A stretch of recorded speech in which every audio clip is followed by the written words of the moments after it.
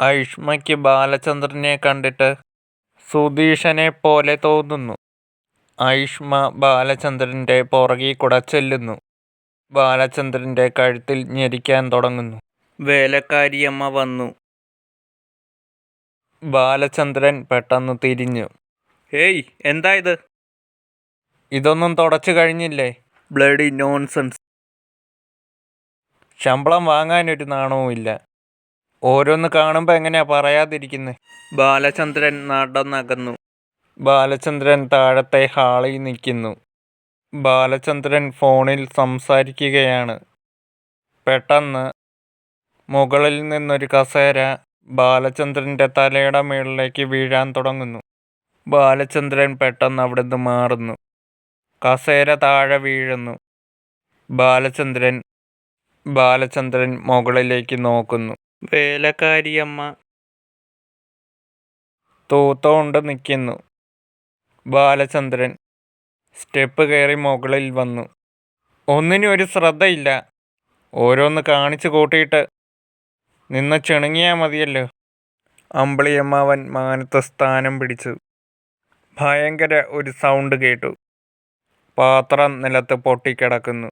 വേലക്കാരിയമ്മ ദേ അവിടെ ഒരു ശബ്ദം കേട്ടു. വളരെ പേടിയോടെയായിരുന്നു ആ വയസ്സായ സ്ത്രീ അത് പറഞ്ഞത്. ബാലചന്ദ്രൻ: "ഇവിടിപ്പോൾ ആരാ ഇതൊക്കെ എറിഞ്ഞു പൊട്ടിക്കാൻ?" പടക്കം പൊട്ടുന്ന ഒച്ച കേൾക്കുന്നു. ബാലചന്ദ്രൻ നോക്കി. കയ്യിൽ ലൈറ്റും ഉണ്ട്.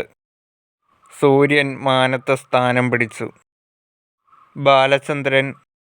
ബാലചന്ദ്രൻ മുറ്റത്തേക്ക് വന്നത് ഒരു വഴക്കിൻ്റെ ഒച്ച കേട്ടോണ്ടായിരുന്നു. ബാലചന്ദ്രൻ നോക്കുന്നു. "ശരത്, അയാളെ വിട്ടേക്ക്. ഒന്നും ചെയ്യണ്ട. അയാൾ ഇവിടുത്തെ സെക്യൂരിറ്റിയാ."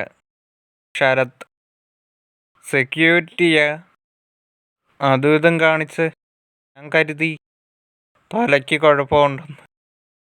ബാലചന്ദ്രൻ: "ഇതെൻ്റെ ഫ്രണ്ടാ. നിന്നെ ഞാൻ എവിടൊക്കെ അന്വേഷിച്ചു. ഇവിടെ ആകപ്പാടെ പ്രശ്നമാ." യമുന അങ്ങോട്ടേക്ക് കടന്നു വന്നു. സാരിയായിരുന്നു വേഷം.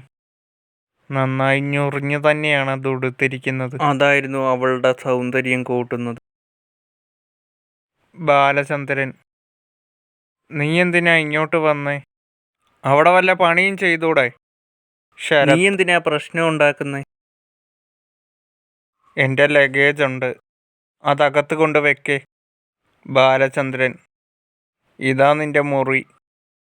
വേലക്കാരി അമ്മയ്ക്ക് ഫ്രിഡ്ജിൽ നിന്ന് ഷോക്കടിക്കുന്നു. യമുന: "ജോലിക്കാരി മായമ്മയ്ക്ക് ഷോക്കടിച്ചേ." ബാലചന്ദ്രൻ ഓടി വരുന്നു. "ശരത്, ഞാനും വരുന്നു."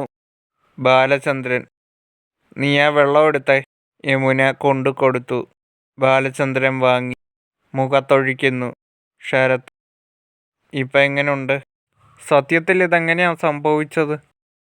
വേലക്കാരിയമ്മ: "ഞാനിത് തുറന്നപ്പോൾ ഷോക്കടിച്ച് താഴേക്ക് വീണു." ബാലചന്ദ്രൻ: "ഇതാണ് ഇവിടുത്തെ സംഭവം, സോമരാജ്. ഇപ്പോഴെങ്കിലും നിനക്ക് മനസ്സിലായല്ലോ താമസിക്കാൻ കൊള്ളില്ലെന്ന്." ബാലചന്ദ്രൻ: "എനിക്കെന്തോ ഈ പഴങ്കഥയങ്ങോട്ട്."